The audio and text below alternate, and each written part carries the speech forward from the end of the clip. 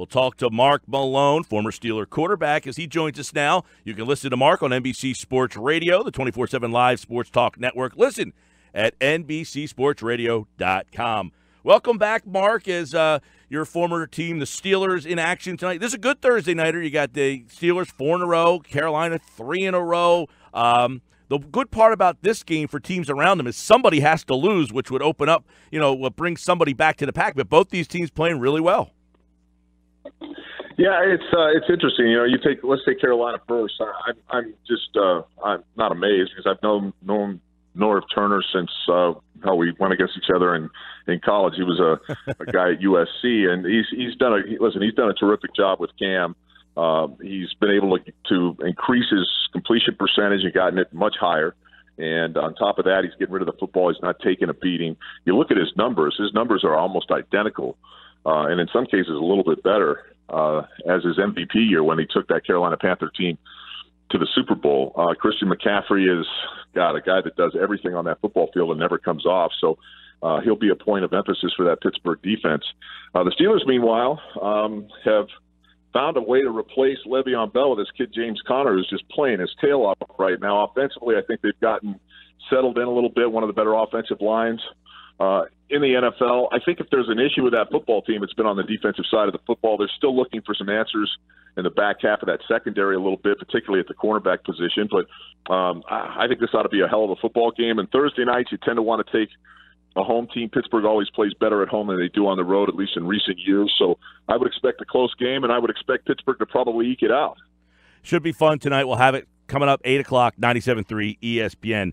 Mark, I want to get into the NFC East a little bit. You got Philly and Dallas this week. Number one, Philly gets Golden Tate last week, and when you implement a new wide receiver, what is that, the process for a quarterback? How long do you think it takes to kind of get that, timing down with a wideout?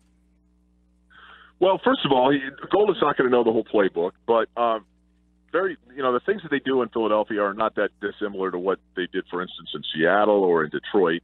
And my guess is they'll give him a dozen, plays or concepts, if you will, that he's familiar with, and he'll learn the terminology of that. And over the next couple of weeks, he'll continue to build upon that a little bit. But, this move that they made to get Golden Tate, I thought was brilliant.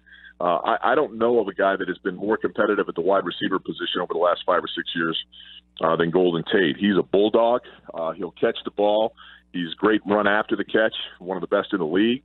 And I think the addition of that from an offensive standpoint for Philadelphia is going to help Carson Wentz out. So, again, I don't know how impactful he'll be week one. My guess is he'll probably catch a few balls. Yeah. And it wouldn't be surprising to me if, he makes, one big play, yards after the catch type of a thing. But I think down the stretch over the next 8 weeks, he's going to be a big impact on that passing game. Well, and Mark, their opponent, the Dallas Cowboys, we saw Amari Cooper. He was an impact in their game the other night. In fact, of all the Cowboys, he seemed to be the guy that was most prepared to play. How do you see this Dallas team after that loss? They're 3-5. They lose at home.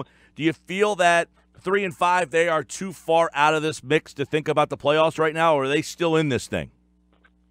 Well, they're in it. They're only 2 games back, but now coming off a tough loss where you had an extra week to play to prepare against the Titans, you end up losing pretty good at home. Now you've got a short week. You go on the road to play a primetime game in Philadelphia against a division opponent that's sitting atop the division. So, that's tough duty. I said before the season started, the Cowboys were a 7-9, 8-8 football team, and they've proved me right so far.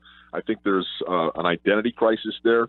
That team has been built to run the ball first with Ezekiel Elliott. But with the loss of Travis Frederick and now Connor Williams, the guard, is out with a knee injury, that offensive line isn't anything like it was a couple of years ago. Right. People are able to kind of contain Ezekiel Elliott, and now you put the ball in the hands of a guy like Dak Prescott, who I think is solid, athletic, is a good enough thrower, but listen, he's not a premier passer in this league. And if you ask him to throw the ball 30 times a game, 90% of the time the Dallas Cowboys are going to lose that football game. So I don't know how they get this thing turned around.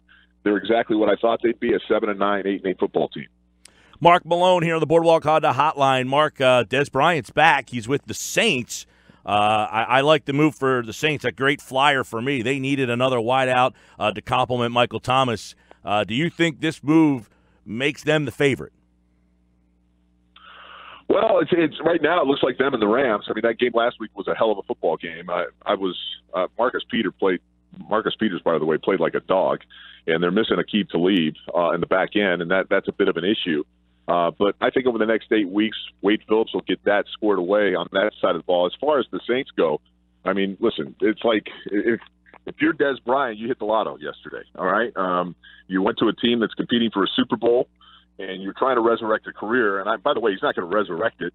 He continues to fall off in terms of his production. He's not a great route runner. He doesn't separate particularly well, but he's playing with a quarterback that does a great job pre-snap of determining coverage and where the single coverage is. And Drew Brees is highly accurate, unlike Dak Prescott. So Drew's going to be, I think, confident enough to squeeze balls into tighter windows to Dez.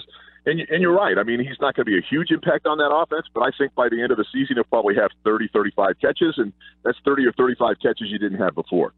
We'll leave you with this. We mentioned at the start Pittsburgh tonight, Le'Veon Bell. If you're the Steelers at this stage of the game, how do you handle that if he decides, hey, guys, I'm back? Well, listen, I said it before. He made a business decision, one I don't agree with, but that's his decision. And if I'm the Pittsburgh Steelers, I use the collective bargaining agreement to my advantage. And when he comes in and signs his tender, let's say next Tuesday, they can officially put him on an exempt list for 2 weeks. And it's determined upon them and them alone about how much they pay him, up to zero. So if I'm the Steelers, I say, hey, Le'Veon, you got 2 weeks to get ready to play some football. By the way, we're not paying you the $1.68 or $1.7 million you're owed because the collective bargaining agreement says we can do that. And by the way, it's not personal. It's just a business decision. Beyond that, I don't know what you do. I mean, I'm not taking James Conner out of the game, and I'm not going to give him fewer carries. He's put up numbers as good or better than Le'Veon Bell last year over the same amount of games. This football team, I think, in the locker room has a problem with Le'Veon Bell. At least some of them do. I think that's going to be a bit of an issue. So if I'm Mike Tomlin, and everybody's going to say, this is a crazy way to do it, but if I'm Mike Tomlin, I keep rolling with James Conner. And I don't know if he needs a spell. You throw Le'Veon in there, but right now I think he's kind of made himself a little more irrelevant than people thought he would be. I agree with you, Mark. Well put. It's Pittsburgh, Carolina tonight. Thursday night football coverage begins at 8 right here on 97.3 ESPN. You can hear Mark Malone on NBC Sports Radio, the 24/7 live sports talk network. Listen at NBCSportsRadio.com. Download their mobile app today. Mark, thank you so much, pal. I appreciate it. Mike, my pleasure, my friend. Have a good weekend.